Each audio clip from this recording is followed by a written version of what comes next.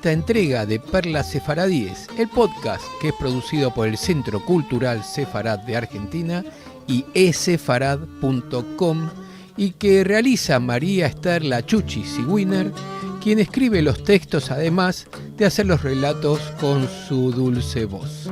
En este caso, la segunda parte de dichos, frases y expresiones sefaradíes con la riqueza que le aporta el ladino la lengua judeo-española. No dejen de visitarnos en esefarad.com o en nuestras redes sociales como en facebook.com/esefarad o en Twitter y en Instagram como @esefarad. Los dejo ahora con la protagonista, La Chuchi, que desde la provincia de Tucumán, que acaba de festejar los 100 años de la comunidad sefaradí, nos trae el podcast que lleva como título Dichos, frases y expresiones sefaradíes, segunda parte. Hoy continuamos con el ciclo de charla de los días miércoles y como quedaba mucho todavía por decir respecto a dichos, refranes y formas de expresión, voy a continuar con algunos que traen cosas interesantes para conocer. Hay un dicho que es bastante común cuando se dice, hablando de Roma, el burro se asoma. En realidad, la expresión era, hablando del rey de Roma, por la puerta asoma. Esta expresión se usa cuando en una conversación se está mentando a alguien ausente y justo en ese momento hace acto de presencia. La expresión se formó a raíz del término ruin de Roma, ya que en su origen no se utilizaba rey, porque en Roma no había rey. Y ese ruin que señalaba el dicho era el mismísimo Papa de Roma. Esto tuvo su origen en el siglo XIV, durante el periodo del papado que se había establecido en Francia, en Aviñón, entre 1309 y 1377. Y durante ese periodo se sucedieron diversos papas. Fue entonces cuando se empezó a utilizar la palabra ruin al que consideraban el mismísimo diablo. Con el correr del tiempo y el uso popular, se terminó haciendo la rima, añadiéndole el famoso por la puerta asoma. La frase mutó en tantas formas como por los países que se propagó.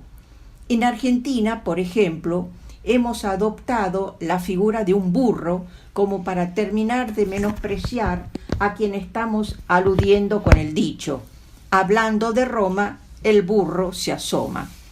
La expresión aparece también en algunos textos literarios. Por ejemplo, Adolfo Gustavo Bécquer, en La leyenda, que se titula Maese Pérez el organismo, en 1861, usa la frase, cito, en hablando del ruin de Roma, cátale que aquí se asoma. En otros idiomas hay variantes y en vez de ruin o rey se refieren al diablo o al lobo. En realidad esto tiene que ver con la conducta que tuvieron los papas durante el periodo de Aviñón. Estaban muy sujetos a las autoridades del rey de Francia y encima de eso acumulaban grandes fortunas con las que prestaban ayuda al rey hasta en la guerra que tuvo Francia para expulsar a los ingleses. Pasemos a otro texto que significa la palabra taragüí. ¿Sabemos qué significa? Esta palabra nos resulta familiar a los que consumimos yerba mate o té. Está asociada a la provincia de Corrientes, la famosa tierra del Taragüí. Taragüí o Taragüí o Taraguí para el correntino es nada más que una palabra. Es parte de su identidad, es un sentimiento, un sentido de pertenencia a un lugar, a la tierra del Taragüí. Hoy el significado original se fue perdiendo y es sinónimo de hogar, de terruño. Pero, ¿qué significa realmente la palabra? Cuando llegaron los españoles, la palabra era usada por los guaraníes, habitantes originarios. Según traducciones del guaraní al español, se concluyó que significaba pueblo vecino o pueblo cercano. Según esta etimología, los indígenas guaraníes se referían a la ciudad como Taragüí o pueblo cercano. Los españoles aprobaron esta traducción y hasta hace poco los correntinos estaban muy cómodos con ese significado de pueblo vecino. Recientemente, un historiador correntino, utilizando documentación de la época, llegó a la conclusión que la palabra correcta es Taragüí y no Taragüí ni Taragüí. En segundo lugar, sostiene que su verdadero significado es lagartija. Eso significa que los guaraníes originarios denominaban al territorio del actual Corrientes como ciudad de lagartijas. La lengua guaraní estaba muy relacionada con la naturaleza, con las características naturales del paisaje. Y como este pequeño reptil, la lagartija, habitaba la provincia desde tiempos inmemoriales, surgió la denominación Ciudad de Lagartijas. Actualmente existen muchas lagartijas y se las puede apreciar en los paredones, en los peñascos de la costanera correntina. También se ocultan en los muros de las casas cercanas a la costa. Pasemos a ver otros dichos. ¿Quién te ha dado vela en este entierro? Es una expresión familiar con que censuramos que una persona se meta en asuntos que no le conciernen o tome parte en un acto o conversación a que no ha sido llamado. Proviene de la costumbre de dar velas, la familia del difunto, a los amigos de éste que acudían al entierro.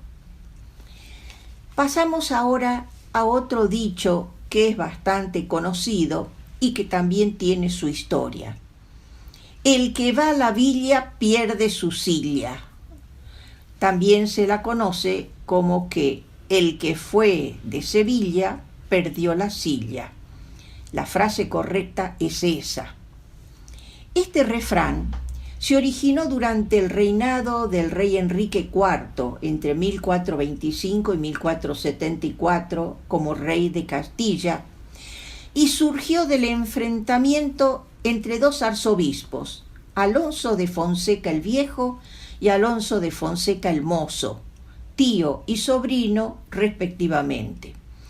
En 1460 fue nombrado arzobispo de Santiago de Compostela un sobrino de don Alonso de Fonseca, arzobispo de Sevilla en ese entonces. El reino de Galicia se hallaba muy revuelto por aquel entonces, y el sobrino pidió ayuda a su tío para tomar posesión de la sede episcopal, mientras él se quedaba en el arzobispado del tío en Sevilla. Don Alonso de Fonseca el Viejo restableció la paz en la revuelta diócesis de Santiago de Compostela, pero cuando volvió a Sevilla para recuperar su cargo, se encontró con la desagradable sorpresa de que su sobrino se negaba a devolverle la silla arzobispal hispalense, es decir, la silla de Sevilla. El enfrentamiento entre tío y sobrino creó gran revuelo y hubo que recurrir a un mandamiento papal, a la intervención del rey castellano y al ahorcamiento de algunos de sus partidarios. De aquí el origen del refrán que alude a que la ausencia perjudica al que se fue de la ciudad. El imaginario popular quedó la historia de la silla y los diferentes significados del original. Otro dicho que es de uso vulgar dice: le metieron la mula. Significaría que hicieron trampa. En la época colonial, los carreros llegaban con su carga al mercado y para saber cuánto pesaba la mercancía, subían con su carro a una gran balanza.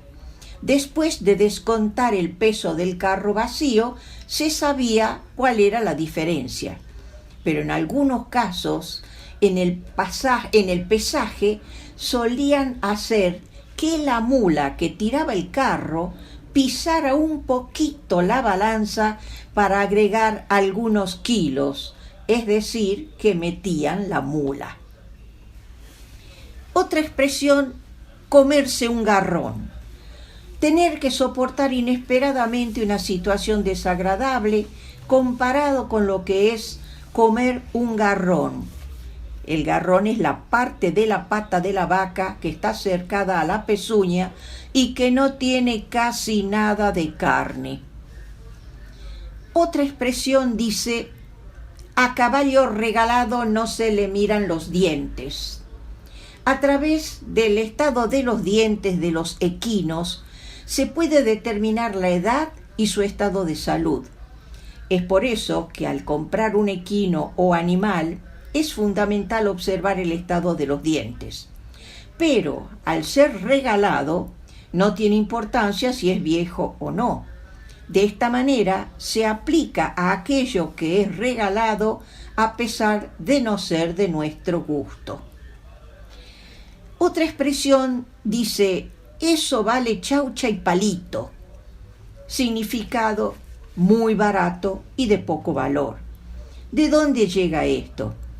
La chaucha era un vegetal despreciado por el gaucho y el palito que flotaba en el agua del mate, mal cebado también. De ahí la expresión desvalorizante de ambas cosas. Eso no vale chaucha y palito. Cuando decimos sembrar cizaña, ¿qué significa?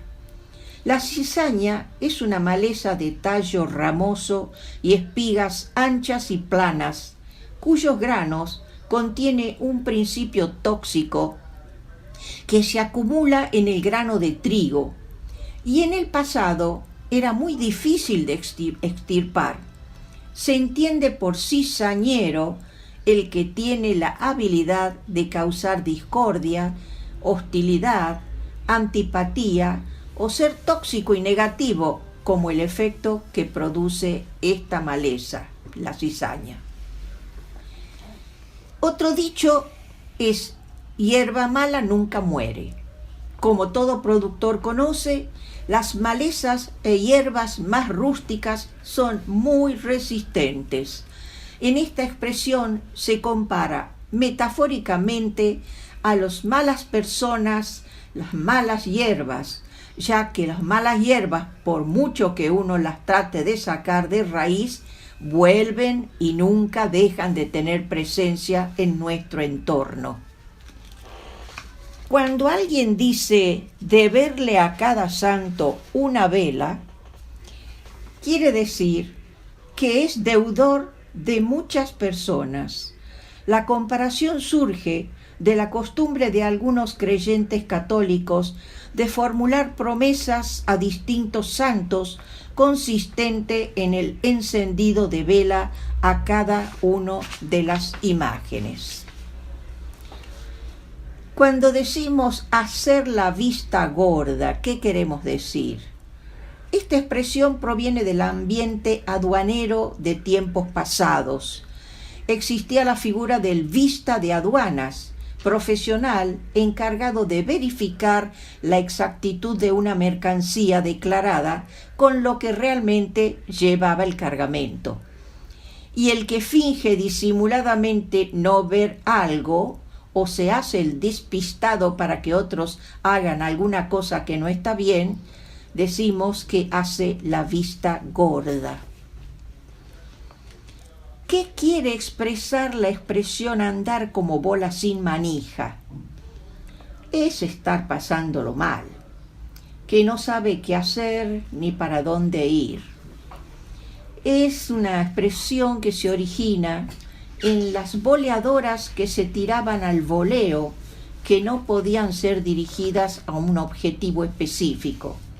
El verbo bolear con B larga, en cambio, se refiere a arrojar las boleadoras a un animal. Significa, en la Argentina, andar desorientado, andar sin rumbo. La boleadora o las boleadoras son originarias de los indígenas de la Patagonia y la Pampa Argentina, que luego los gauchos adoptaron para cazar animales. La boleadora tiene de 2 a 3 bolas de piedras duras de unos 10 centímetros de diámetro, tan pulidas que son casi esféricas, y están unidas por tiras de cuero o tientos, hechas con cuero de guanaco y el cuero del cogote y tendón de la pata del ñandú.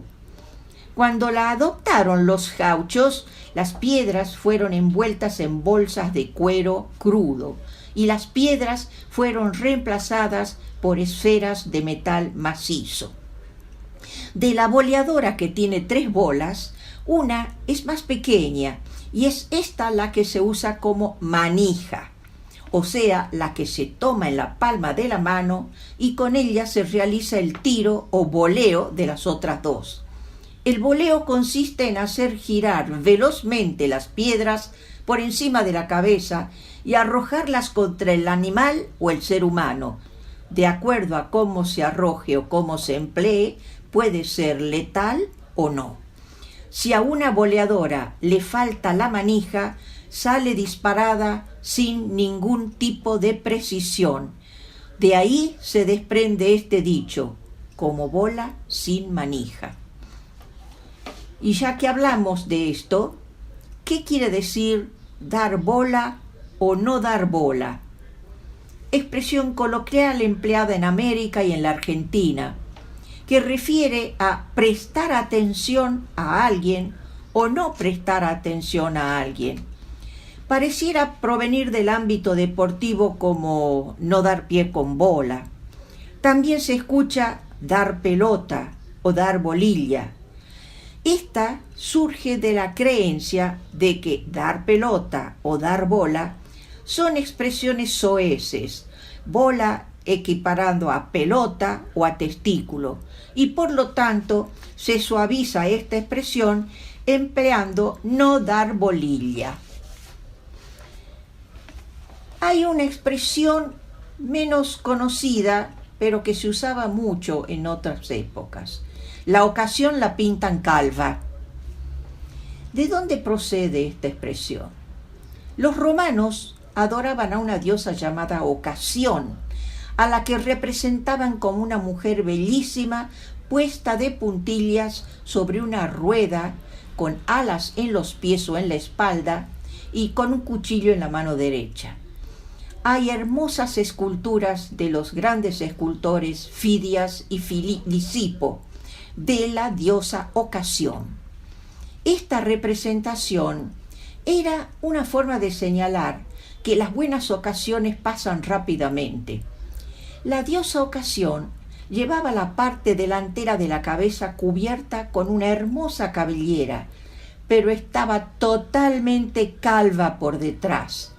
De la imagen de esta diosa proviene tanto la expresión tomar la ocasión por los pelos o la ocasión la pintan calva, dando a entender que o la ocasión se aprovecha de frente agarrando la cabellera de la parte delantera de la cabeza de la diosa, o se acaba perdiendo sin remedio porque atrás no hay forma de aprovechar la ocasión y agarrarla, dado que no hay cabellera por donde hacerlo. Y para finalizar las expresiones del día de hoy, me voy a referir a cuando se dice chivo expiatorio. Un chivo expiatorio es la denominación que se le da a una persona o grupo de personas a quienes se quiere hacer culpables de algo con independencia de su inocencia, sirviendo así de excusa a los fines de los inculpadores. Ese apelativo se emplea para calificar a aquellos injustamente acusados o condenados para impedir que los auténticos responsables sean juzgados, o bien para satisfacer la necesidad de condenar ante la falta de culpables. Esta expresión, chivo expiatorio, proviene del latín expiatorius, que significa literalmente antes de venerar. La expresión se menciona en la Torá en el ritual realizado en la festividad más importante del año del calendario hebreo, el día de la expiación, día del perdón, de Yom Kippur. En ese día se purificaba el tabernáculo, el santuario móvil construido por los israelitas, y en dicho ritual también se echaba suerte sobre 2 machos cabríos, uno que era sacrificado por el Cohen Gadol, Aarón, que era el sumo sacerdote, para la expiación de los pecados de los israelitas, y el otro era cargado con todas las culpas del pueblo judío para enviarlo al desierto. Este era conocido como chivo expiatorio. Se le decía Azazel, que en hebreo significa la cabra de emisario o chivo expiatorio. Debido a esto, me he detenido en el capítulo de la Torá, Levítico, y voy a tratar de leer aquellos pasajes donde se da mayor explicitación al respecto. En Levítico 16:5 dice: y de la congregación de los hijos de Israel tomará 2 machos cabríos para expiación y un carnero para holocausto. 16:6. Y hará al llegar Aarón el becerro de la expiación, que es suyo, y hará la reconciliación por sí y por su casa. 16:7. Después tomará los 2 machos cabríos y los presentará delante de Hashem a la puerta del tabernáculo del testimonio. 16:8. Y echará suerte Aarón sobre los 2 machos cabríos, la una suerte por Hashem y la otra suerte por Azazel, la cabra de emisario o chivo expiatorio. 16:9. Y hará llegar a Aarón el macho cabrío sobre el cual cayere la suerte por Hashem y lo ofrecerá en expiación. 16:10. Mas el macho cabrío sobre el cual cayere la suerte por Azazel lo presentará vivo delante de Hashem para hacer la reconciliación sobre él, para enviarlo a Azazel al desierto. 16:11.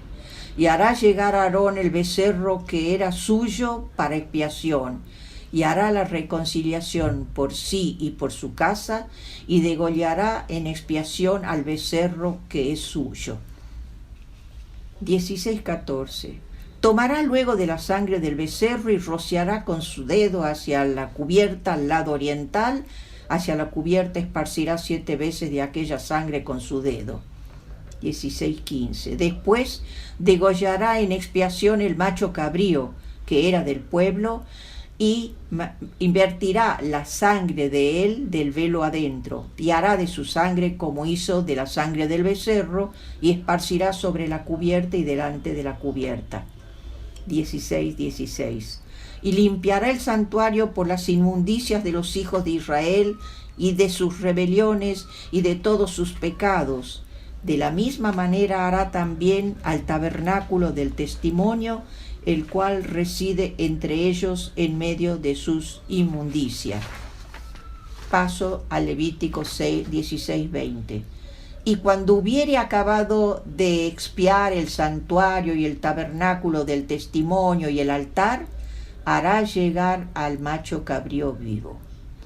16:21. Y pondrá Aarón ambas manos suyas sobre la cabeza del macho cabrío vivo, y confesará sobre él todas las iniquidades de los hijos de Israel, y todas sus rebeliones, y todos sus pecados, poniéndolos así sobre la cabeza del macho cabrío, y lo enviará al desierto por mano de un hombre destinado para esto. 16:22. Y aquel macho cabrío llevará sobre sí todas las iniquidades de ellos a tierra inhabitada, y dejará ir el macho cabrío por el desierto. Paso a 16:26. Y el que hubiere llevado el macho cabrío a Azazel, llevará sus vestidos, los lavará, también con agua su carne, y después entrará al real. 16:27. Y sacará fuera del real el becerro del pecado y el macho cabrío de la culpa, la sangre de los cuales fue metida para hacer la expiación en el santuario, y quemarán en el fuego sus pellejos, sus carnes y su estiércol. 16:28. Y el que los quemara, lavará sus vestidos, lavará también sus carnes con agua, y después entrará en el real. 16:29. Y esto tendréis por estatuto perpetuo. En el mes séptimo, a los 10 del mes, no afligiréis vuestras almas, y ninguna obra haréis, ni al natural ni al extranjero que peregrina entre vosotros. 16:30. Porque en este día se reconciliará para limpiaros, y seréis limpios de todos vuestros pecados delante de Hashem. 16:34. Y esto tendréis por estatuto perpetuo, para expiar a los hijos de Israel de todos sus pecados una vez en el año. Y Moisés lo hizo como Hashem lo mandó.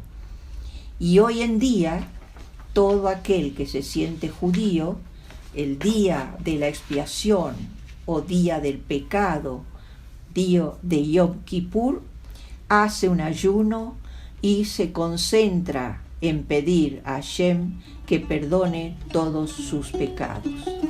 Hasta aquí hemos llegado en la charla de hoy. Espero que les haya resultado agradable y les agradezco mucho su atención.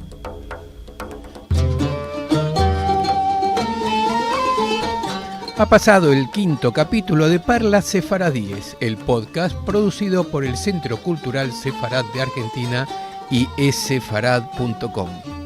Los invitamos a visitarnos en nuestro portal en essefarad.com o en nuestras redes sociales en facebook.com/essefarad o en Twitter y en Instagram con @essefarad, y ahí se van a enterar de todas las actividades que hacemos de difusión de la cultura sefaradí.